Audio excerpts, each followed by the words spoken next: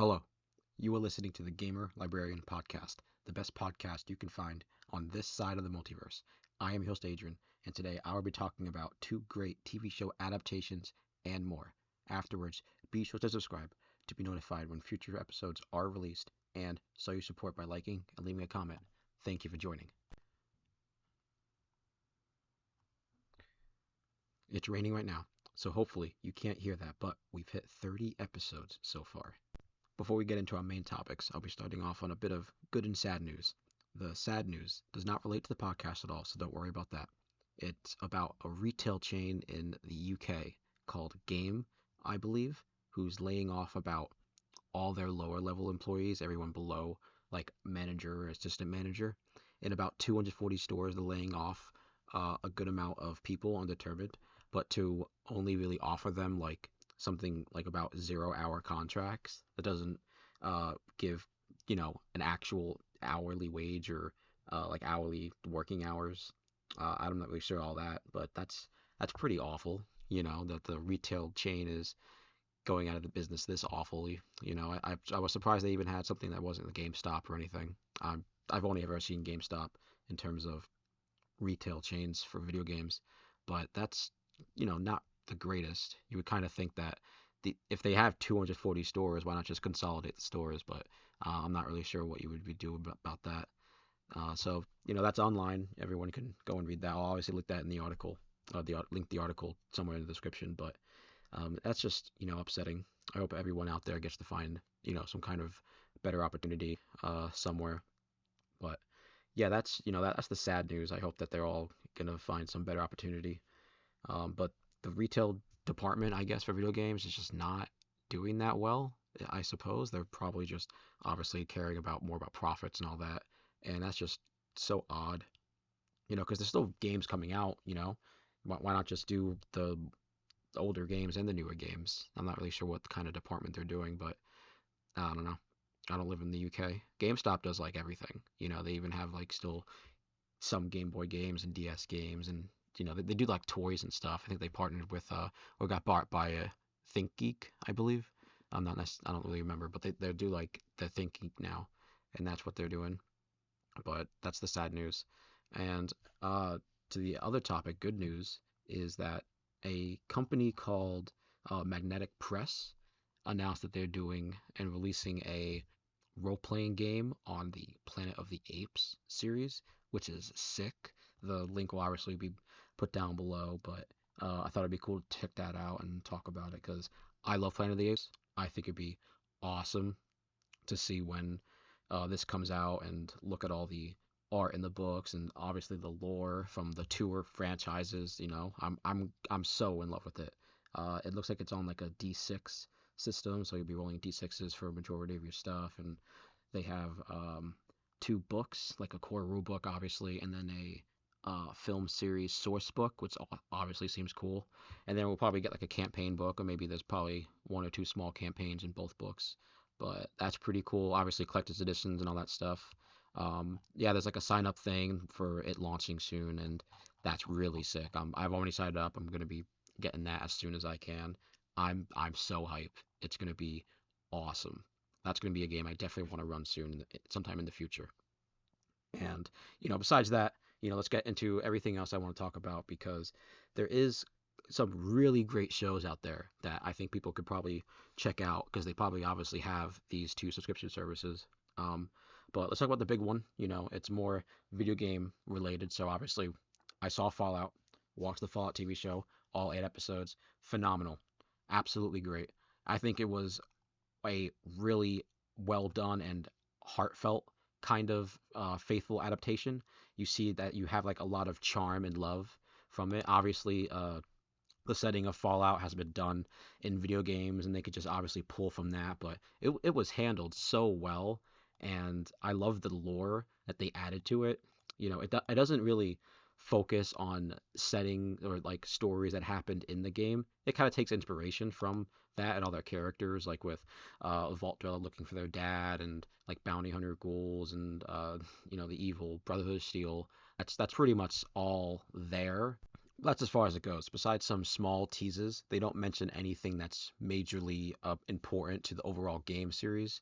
I think they even probably change some stuff because it's set in California, mostly Los Angeles, which I don't believe we see a lot of in the series. Maybe Fallout 1 or 2. But in terms of New Vegas and all that, there isn't a lot of mention of things. I won't give a lot of spoilers. I really don't want to. But, obviously go watch it if you're a Fallout fan, if you like post-apocalyptic sci-fi shows. Fallout is the one. It's definitely something about, today's climate that you might see, and it plays a little into that, all the, little notions that we get from science fiction and playing on political turmoil. This is Cold War stuff. Fallout is all about Cold War and futuristic nonsense. I love it. It's great. So, my favorite character in the show was probably Lucy. I kind of liked her overall arc. It's pretty, simple. My least favorite character, absolutely Maximus. I mean, it was just painful kind of watching him early on, and you know, you guys will watch it. I don't really want to talk too much about that, but Maximus my least favorite character so far. But there is notions for a season two, so don't get your hopes up too much because we don't know when things like this can just fizzle out and just crumble. But there is notions for a season two, and from all the positive hype and affirmations that it's getting, I think it's likely that we're going to get a season two for it. I'm hoping for it, and I'm hoping that maybe it doesn't, affect the way that Fallout 5 might be developed because, we'll see that kind of resurgence. I think Bethesda or Microsoft might get a little too gung ho about people liking Fallout again after Fallout 76 not being so received well. And Elder Scrolls is still way in the wayside, so we don't even know what's going to happen. I hope that Fallout is just something that's not going to be talked about or anything in terms of the game world unless it's like a remake or something. I think that's the only thing that we could ever hope for is remakes of the first two or the Brotherhood of Steel game from the PS2 or maybe even just 3 and New Vegas. I think that's probably the best bet that we can hope for. And they should probably just slow their roll. Let Amazon just make a good show, adapt this for maybe one or two more seasons. I don't see much of the plot going anywhere else, but who knows? Who knows? It's going to be crazy. Go watch Fallout.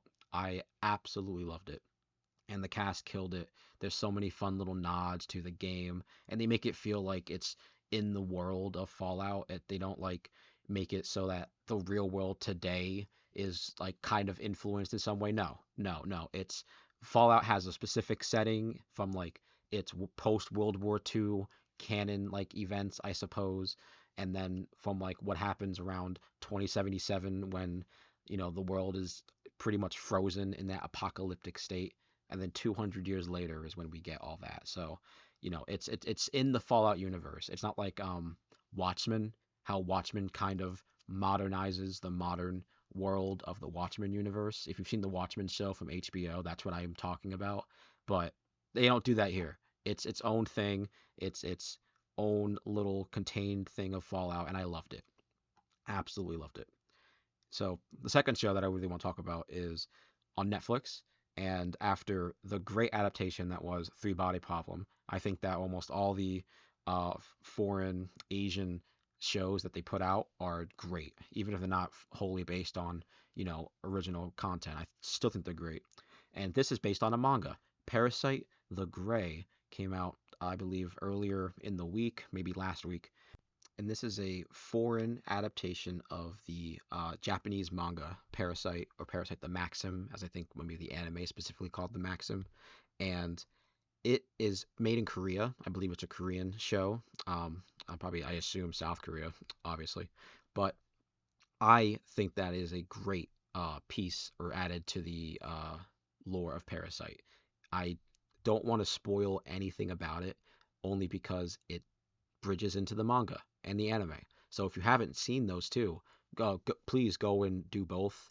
Watch the anime and then do Parasite the Gray, and then do the manga if you want to do that. I read the manga after doing the anime first, so the Gray does at some point tie into what is, I believe, after the Parasite original run, and so that's going to be pretty great. If that's a reason for you guys to go watch it, please do.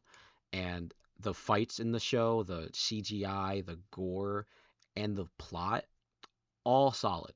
all their original stuff that they do is really great. If you want just a little basis of Parasyte, these creatures from outer space infect humans and pretty much take over their mind. Not all people get taken over like fully, but these parasites control you. They can morph your body into like sharp blades to fight and stuff. It's pretty awesome. The anime has some pretty cooler fights just because I think they could do a little more from what I saw, but still the live action version of it is 10 out of 10. I was astounded by how good every action scene was. It's a little tropey. You get some of that in some of these more foreign shows, but I don't mind that. I don't mind that in any way. I thought it was truly a great adaptation. I would love to see a second season. They kind of allude to that, obviously, where it bridges into the next, like the rest of the franchise, the original manga or the anime. So I'm not really sure, but I'm certainly going to read the manga again and watch the show sometime soon for the podcast because that really got me pumped to get back into that. The show itself is a little more like action oriented. It's like a detective hunting thriller kind of show where in my opinion the anime and the manga is a little better just because the themes are slightly more there. At least they're more front and center. But either way, I liked the way they handled everything in Parasite the Grey. That was truly great. So Netflix is getting it out of the park again with one of their foreign adaptations. I think it's great. They're always doing well with that. That's the reason why I'm still subscribed and watch them for the most part. So I'm looking forward to whatever else they have announced for their announcements, like whatever the adaptations they're doing. I'm not really sure what else they have, but in terms of the two big TV shows I want to talk about, that's pretty much it. I'm not really planning on watching anything else right now. I'm going through Game of Thrones with my girlfriend. We just got onto season 2, and to give like a perspective, I guess, Jamie's still captured, and Tyrion is like looking into the fire water stuff. Uh, so if you've seen Game of Thrones, you've probably already seen that, but I like the series. Game of Thrones is still pretty fun, and we've been wanting to watch it together for the first time. I'm going to read the books at some point again. So George R. R. Martin needs to hurry up and put out the rest of that series before he dies.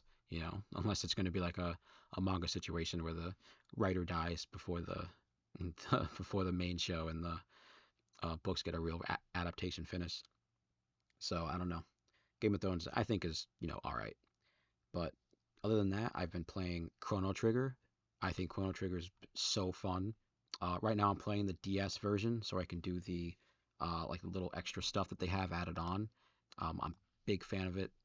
Obviously, doing it for Akira Toriyama, just trying to experience all of his other stuff that he influenced outside of Dragon Ball. Which right now I'm on volume 13. This is right where you know Goku starts fighting King Piccolo for the first time. But before that, Chrono Trigger. It feels so nice to go back to like a simple text-based kind of RPG, one that doesn't require like all my attention. I could play Chrono Trigger while I'm like watching something like in the background. I could just read the text and not super focus on it. I've played it before. So besides that and like the tactics and the gameplay, you don't really have to really focus on it. So I like playing that. It's like Pokemon to me. I've liked doing that with Pokemon a lot, and it's just fun. I like seeing all the characters again. Chrono, Maul, Luca, they're great, and I hopefully gonna get Frog and Magus at some point. I'm gonna try and see what other endings I can get. Try to make some smaller, different choices. I'm not really gonna go out of my way to look up everything, but I'm gonna try and do as much as I can this playthrough. I hope to be fully finished with this playthrough sometime before next episode. Hopefully, I can bang it out before the weekend ends. Right now, I'm in the Future Ruins 2300 or so. For the first time we go there, I think I'm about to meet Rob. Right, we meet Rob soon. I'm glad I'm playing this right now. Before a remake ever gets announced or put it out, because it's definitely nice to go back and play the older games, get a feel for them again. I wish I did that for Final Fantasy VII before playing Rebirth. I think that would have been fun. See what kind of differences were really there from what I remember. But Chrono Trigger really needs a remake. I think we don't have enough of those cool time travel games or like time travel influence choice games. We don't really get a lot of that. Chrono Trigger is one of those games that it's very seldom, and it's small. It's a small game. It's Chrono Trigger is not as big as like Fallout, Final Fantasy, or um, something like Persona, I guess. At least at the time, Persona is still kicking, but Chrono Trigger only really got one sequel. Let me look it up. I know it got like a entire series of stuff, but they didn't really take off. It's not like we're getting a lot of stuff. But maybe Square Enix will have us get a remake soon. After the big success of Final Fantasy VII. Radical Dreamers, Chrono Cross, and Chrono Break. Yeah. So you know what? Maybe I'll try and play those games in the future after this playthrough. I'm not really sure. Actually, scratch that. I was right. There is only one game. Uh, Chrono Cross was the remake of Radical Dreamers. So I was right. There was only one game. Like whatever Chrono Break is was never released, it looks like. So yeah, that's pretty cool. So whatever Radical Dreamers or Chrono Cross is, I'll play that after this possibly. If I can find an emulator for it or something, because we're never gonna get a sequel like that. That's not gonna happen. But yeah, Square Enix should really do a remake of this game, because especially after Toriyama passed, sadly. So I think it'd be nice to honor that or some way. I know Xbox did their Blue Dragon stuff. I guess they made it free for people who maybe didn't own it, and you get a wallpaper or something. I don't know. I briefly played Blue Dragon. Uh, it wasn't really for me.